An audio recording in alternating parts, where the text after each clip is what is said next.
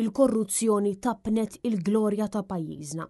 Kienu dawn il-klim tal-Arċisqof ta' Malta Charles Scicluna waqt il-quddis pontifikal fil-jum li l-Gżejjer Maltin u Għawċin qed jiċċelebraw eluq is-60 sena ta' Malta indipendenti.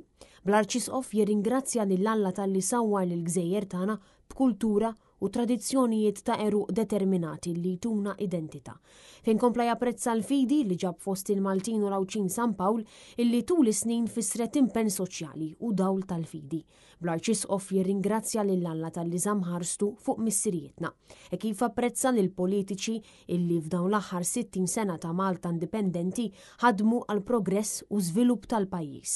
Grazzi mulej tal-isforzi kollha tal-politiċi tagħna ta' kull naħa li f'dawn l-aħħar 60 sena ħadmu fost tant diffikultajiet biex l-istituzzjonijiet u l-ekonomija ta' pajjiżna iwettqu tassew il-ħolma tas-sovranità, tal-progress soċjali u tal-iżvilupp integrali. Fl-ommelija tiegħu l-Arċisqof Scicluna talab għal maħfra tal-arroganza, il-korruzzjoni, għal-vjolenza fil-kliem li wassal għall-assassinju ta' vuċijiet li kienu skomdi.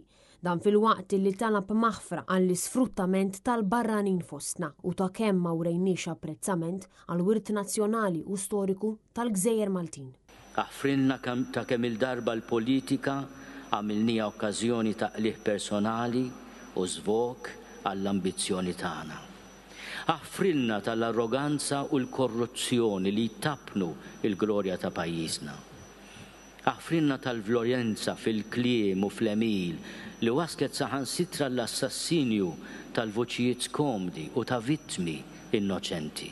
Huwa fid-dawl ta' dan kollu li l-Arċisqof tenna li 60 sena ilu il-Maltin u l-Għawċin kisbu l-indipendenza politika u istituzzjonali illi jarfu id-drittijiet fundamentali tal-bniedem fejn talab sabiex jitbirku daw kollha li huma ġenwini fis-soċjetà tagħna. Bl-Arċisqof Scicluna jitlob sabiex il-poplu Malti Għawċi kollu jiftakar kemm prezzjuża il-ħajja mill-bidu sa tmiem tagħha fejn tenna sabiex il-poplu jiftakar fl-10 kmandamenti li jnislu dawl u jgħalmu lealtà, fedeltà, ġustizzja fil-waqt li beduna mir-reba u lejra. Preżenti għal din il-qudiesa kienu l-ogħla awtoritajiet ta' pajjiżna. Il-President tar-Repubblika ta' Malta Miriam Spiteri de Bono, il-kap tal-Partit Nazzjonalista Bernard Grech flimkien ma' Elmeri Grech u diversi deputati fisem il-Partit Nazzjonalista flimkien ma' diversi mistiedna distinti oħrajn.